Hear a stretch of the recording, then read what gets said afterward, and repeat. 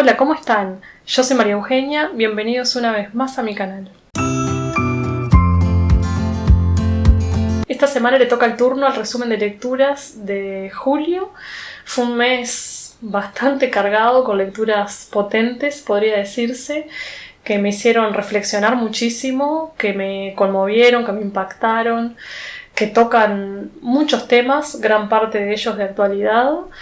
Y bueno, vamos con las lecturas. La primera novela del mes de julio fue El lunes nos querrán, de la escritora marroquí nacionalizada española Nayat El Hachmi. Bueno, espero estar pronunciándolo bien. Es una novela crudísima que cuenta la historia de dos amigas, dos jóvenes, la protagonista principal, porque en realidad son las dos protagonistas, pero quien cuenta la historia es una joven de 17 años que vive en dos mundos, podría decirse, porque vive en la periferia de Barcelona, pero en una familia de tradición musulmana, con todo lo que eso implica de restricciones y de opresiones, de reglas para la mujer desde muy temprana edad.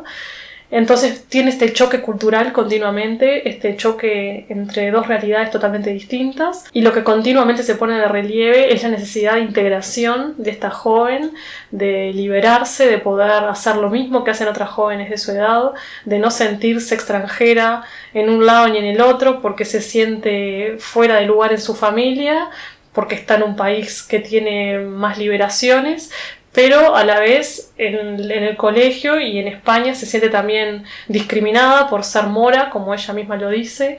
Entonces es una realidad que tiene que vivir diariamente muy difícil. Y un día conoce a una vecina de la cual se hace amiga, una niña que también proviene de una familia musulmana, pero con costumbres mucho más laxas, y empieza a verse reflejada en esa amiga, empieza a sentirse representada de alguna manera, empieza a querer hacer lo que esta amiga puede hacer, además una joven más independiente, más moderna, con otras ideas, más pragmática, como le dice en el libro.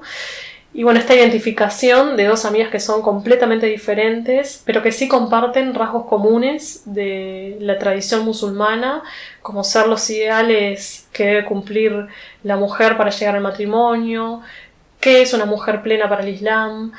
Bueno, la religión obviamente va cortando transversalmente esta historia, está presente todo el tiempo, pero también está presente el fanatismo, el fundamentalismo, cómo dentro de la misma comunidad no hay que guardar a todos en la misma bolsa, son situaciones bien diferentes, y esto la hace muy interesante porque uno tiende a pensar en estereotipos, que es algo que está muy mal, pero que a uno se le viene una imagen a la cabeza de cómo es determinada religión o determinada sociedad, y por supuesto eso varía de familia a familia. Esto lo plasma muy bien la autora. Entonces, bueno, a partir de esta amistad de estas dos jóvenes, que además es una amistad muy profunda, muy fuerte, una amistad además muy ligada y aferrada a lo que les tocó vivir. Y bueno, fue un libro que me impresionó muchísimo y que me hizo reflexionar en todo momento, no solo como sociedad, sino también en cuanto a los ideales políticos, a los estereotipos, como les decía, a la necesidad de encasillar, cómo se piensa la multiculturalidad. Algo que nos deja claro la autora es que la integración es sumamente compleja. Bueno, es una historia que conmueve, que realmente te eriza. No se embandera con nadie, porque hay críticas para todos, pero también es un libro que hace repensar el rol de la mujer, sobre todo en este tipo de comunidades. Es una historia de muchísima introspección que va revelando poco a poco el sentir de la protagonista. La novela está escrita en formato de carta que le dedica a esta amiga, y eso hace que en muchas ocasiones utilice la segunda persona para dirigirse a ella, y hace que llegue la lectura de una forma tan especial, tan fuerte, tan contundente. A mí me impresionó muchísimo, además que me atrapó, leí la historia rapidísimo, y lo que más me gustó es la visión realista que le dio a la historia, alejada de todos los colores que la sociedad le asigna a la vida musulmana, eso de que como es lejano a nosotros, es exótico de alguna manera. Bueno, poniendo los puntos sobre las íes, diciendo lo que es la realidad, lo que es para una mujer irse de su casa, lo que es estudiar. La verdad que sin palabras. En algún punto, nada que ver en realidad, pero en algún punto me recordó a las sensaciones que tuve cuando leí Mil soles espléndidos, quizás por las características de las mujeres, pero ya les digo, la historia no tiene nada que ver, fue solamente una sensación personal de que recordé Mil soles espléndidos, que también, si no lo leyeron, es una lectura increíble. La segunda lectura del mes de julio fue Las intermitencias de la muerte, de mi querido Saramago. Bueno, un libro espectacular que supongo gran parte de ustedes han leído, pero por si hay alguien que no lo leyó, la premisa es muy sencilla, es que un día, en un país que no sabemos cuál es, el 1 de enero concretamente, deja de morir la gente, ya no se producen más muertes, entonces todos aquellos que están en coma o que están próximos a morir o que tuvieron un accidente que hubiera producido la muerte, quedan en stand-by, quedan ahí en una especie de limbo, algo así como que no están ni muertos ni vivos porque no están aptos para esta vida, pero tampoco se los lleva la muerte. Entonces es un poco la pregunta filosófica de qué pasaría si viviéramos eternamente, si no existiera la muerte, con todas las consecuencias que eso implica a nivel también de demográfico, político, institucional, de, bueno, las empresas, cómo colapsarían si no hay muerte.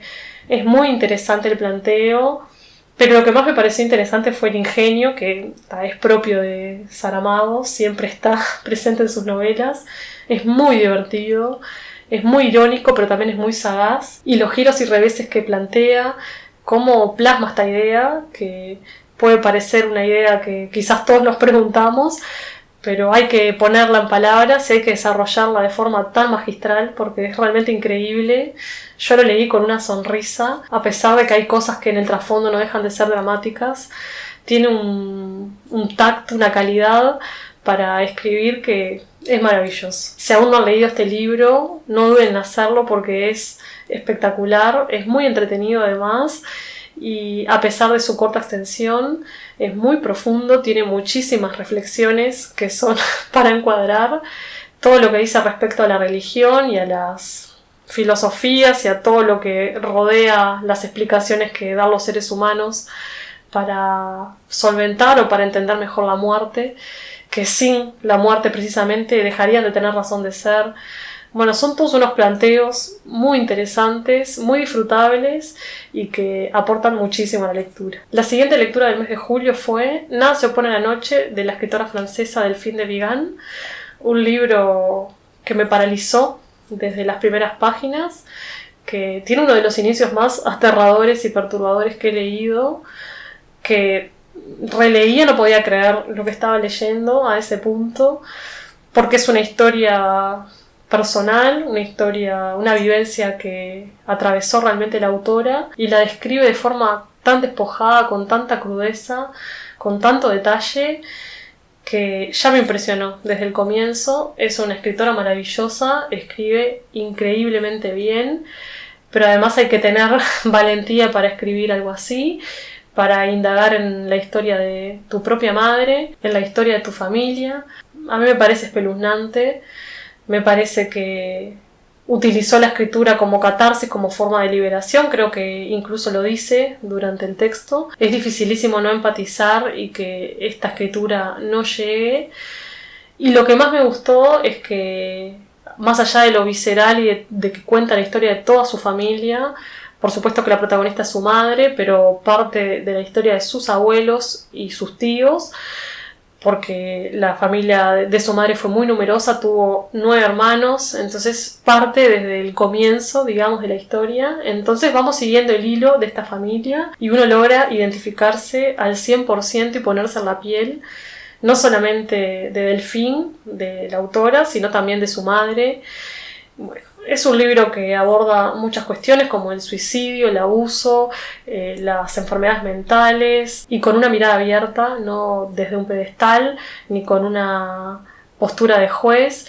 Lo que ella hace es indagar en las motivaciones, en qué pudo haber sucedido para explicar la muerte de su madre, por qué sucedió lo que sucedió, y creo que bueno, esa es la finalidad de la autora, esa es su postura. Simplemente indagar, reconstruir esta historia, a la vez desahogarse a través de ella Y bueno, parte de testimonios de sus tíos, va viendo fotografías, tratando de buscar dentro de lo que está al alcance de su mano y de lo que puede, toda la información posible para retratar a su madre o para darle nuevamente vida a su madre. Y algo que rescato, que lo dice en varios pasajes, es que esta es su verdad.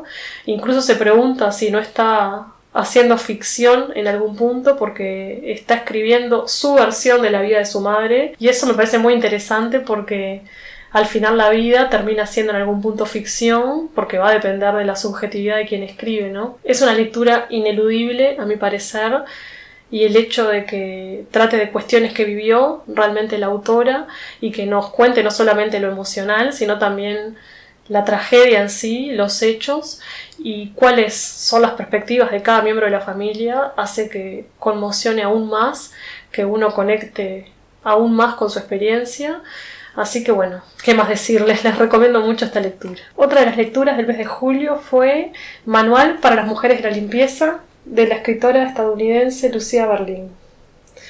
Este libro es una maravilla, cómo me divertí leyéndolo. Es una compilación de relatos, de muchísimos relatos, son 40 y algo, más de 40 seguro sé que son, y todos muy ingeniosos, todos con muchísimo humor. Si bien son relatos cotidianos del día a día, tienen una chispa muy especial, un ritmo que es muy enérgico, uno los lee de forma vertiginosa, y algo que me sorprendió muchísimo es cómo intercala cuestiones o recuerdos y pensamientos que no tienen que ver con el relato en sí, que te llevan a otro lugar, a otra anécdota se podría decir, pero que está perfectamente hilado, que se entiende sin lugar a dudas. Son cuentos que conjugan inteligencia pero también simpleza. Algunos son cortitos, otros son bastante más extensos, hay para todos los gustos, pero a mí me parecieron todos fascinantes. A diferencia que de otros libros de relatos que ahí algunos me gustaron más que otros, acá también tengo mis preferidos, pero en general tienen muy buena calidad. Y lo interesante de este libro es que los relatos tienen tintes autobiográficos porque muchos de los hechos que vivenció la autora están retratados de alguna manera en las historias. La vida de la autora fue muy intensa, con muchas vivencias. Eso contribuyó para que tenga material para sus relatos, no solo porque vivió en muchos lados, sino también porque pasó de la riqueza a la pobreza, tuvo muchísimos trabajos, tuvo temas familiares, cayó en las adicciones. En este libro se habla mucho de alcoholismo, pero más allá del dramatismo que está presente en los relatos, porque bueno, el drama y la tragedia también fue parte de su vida, es impresionante la mirada aguda que tiene la autora, su inteligencia, su ironía, le da un toque muy único, es muy identificable el estilo de la autora, me encantó. No me extiendo más porque supongo que ya conocen a esta autora y a este libro en particular, ha sido muy mencionado, pero no quería dejar de contarles mi experiencia y bueno, decirles que me encantó. Otra de las lecturas del mes de julio fue El Pozo, la primera novela del escritor uruguayo Juan Carlos Zanetti. Qué sorpresa que me llevé con esta novela desde todo punto de vista, porque en realidad fue una relectura. Yo El Pozo lo leí hace muchísimos años, bueno, muchísimos, hará 12 años, 13 años, y me dejó un mal sabor de boca, la verdad es que no me gustó nada, y hasta le agarré idea a Onetti, pero bueno, luego con los años se me pasó y ahora quise volver al Pozo, que fue como el libro que yo más temía releer, así que le di una segunda oportunidad y entendí por qué no me gustó la primera vez que la leí, y ya habiendo leído otros libros de Onetti entendí también cuál era el contexto de su escritura y por qué también fue una escritura reveladora para el momento. Yo cuando lo leí de más chica me chocó, porque en realidad es un diario de una persona, de un hombre que llegó a sus 40 años y se siente fracasado, se siente miserable. Entonces el libro comienza, que es un comienzo muy sensorial, uno realmente percibe los olores, siente el agobio. Este protagonista está encerrado en su habitación caminando y de repente percibe, toma conciencia que está en esa habitación, lo que da a entender como que estaba en un estado de letargo, de ensoñación. Esto es muy interesante. Y bueno, a partir de allí ya empieza a transmitir su soledad, su ensimismamiento. Te transmite absolutamente todo como lector. Es imposible no sentir ese aborrecimiento al mundo. Es un personaje que detesta la humanidad, la vida, que está en un estado de hastío absoluto. Y eso fue lo que me pasó a mí cuando lo leí hace unos años. Empecé a ver esa actitud pesimista, negativa ante la vida, y lo empecé a aborrecer inmediatamente. Pero además es una lectura muy incómoda y muy pesada, densa, porque se siente continuamente el calor, los olores. Uno como lector tiene necesidad de encontrar la salida, la huida de ese lugar y esa situación que plantea. Quiere decir que es muy buen escritor, que construye ese pozo en una época que además había surgido la náusea previamente y que estaba fermentando toda la literatura existencialista. El Pozo se escribió en 1939, o sea que fue un precursor también en el sentido de que acá predominaba la tradición de la escritura rural, de lo criollo, de lo indigenista, y él pasó a escribir sobre sí mismo, a hacer una escritura intimista de un hombre en la ciudad que se siente agobiado por la vida moderna. Es una mirada totalmente distinta, un cambio de visión rotundo que por supuesto trajo repercusiones, pero es un escritor magnífico. Esta historia, ya les digo, no es para todo el mundo o no es para todo momento, como siempre aclaro, porque a veces es un tema de predisposición de uno mismo. Hay que entrar a Onetti sabiendo que es una escritura pesada, una escritura agonizante. Toda esta idea del sinsentido de vivir está muy presente en Onetti. Es lógico que genere rechazo, que fue lo que a mí me pasó anteriormente, pero luego que uno conecta, se encuentra con un escritor que es grandioso, que por supuesto va a tener temas que son moralmente cuestionables, porque el protagonista de Onetti no es para nada un héroe, todo lo contrario, es un antihéroe. Entonces hay reflexiones y pensamientos que chocan, que asquean. Justamente es una lectura que da bastante asco, que desagrada en varios pasajes, pero a la vez tiene una belleza tan imponente, tiene una poesía, unas frases que son increíbles, cómo te coloca desde un inicio en una atmósfera, en un lugar, y cómo todo tiene correlación hasta llegar al final, cómo la imagen del pozo es sumamente ilustrativa de lo que es su estado interior anímico, y cómo también utiliza las ensoñaciones como forma de describir estos estados. Estas ensoñaciones que hacen que la escritura oscile entre la realidad y el mundo interior, pero que no por eso es una escritura fantástica, no llega a ese punto, sino que queda ahí, como en la nebulosa, hace que sea un poco más compleja, pero nada que no se solucione con un lector más atento, con estar más activo en la lectura. Por eso les digo que hay que tener ganas de leer a Onetti y de embarcarse en ese mundo de hastío.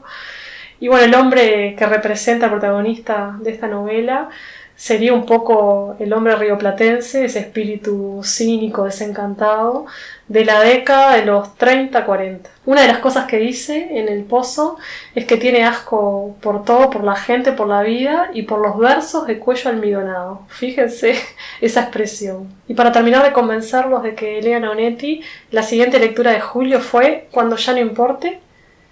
Esta fue su última novela, El Pozo, la primera, así que leí los dos extremos de su carrera. Y bueno, acá sigue estando presente ese trasfondo de pesimismo, de desasosiego, pero en este caso el protagonista, que también es un hombre miserable, solitario, escéptico, está pasando por penurias económicas y consigue trabajo en un pueblo vecino, fronterizo, llamado Santa María, que es un pueblo ficticio creado por Onetti, y bueno, allí deberá encargarse de vigilar cargamentos de contrabando, una tarea claramente ilegal. Nos va a estar contando, también tiene formato de diario esta novela, nos va a contar sus experiencias, sus vivencias, vamos a conocer a través de sus ojos personajes locales, pero nuevamente se trata de un entorno nauseabundo, en decadencia, carente de valores, con muchos pasajes desagradables. Hay comentarios que son para olvidar realmente, pero destaco, la historia en sí no es que sea una gran historia, porque en realidad lo que va contando no tiene demasiada trascendencia, pero de algún modo me atrapó.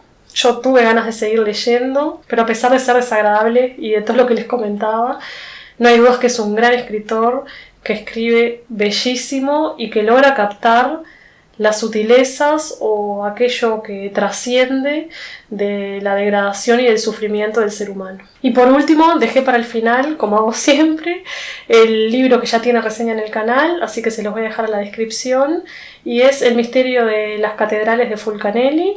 Así que si les interesa saber algo de este libro, que es bastante complejo como para resumirlo en este video, tiene la reseña independiente. Solo decirles que habla de los secretos alquímicos, herméticos y ancestrales que esconden las catedrales góticas del medioevo. Es un autor que se desconoce su identidad y que ha investigado acerca del simbolismo alquímico de las catedrales. Es muy interesante, me voló la cabeza realmente, así que si les interesa no se pierdan ese video, que fue por cierto muy difícil de hacer y de transmitir porque son temas que por supuesto yo no manejo, pero que sí me encantan y les pongo mucho entusiasmo. Así que por acá vamos finalizando, les mando un beso gigante y nos vemos en otro encuentro en un libro más cerca.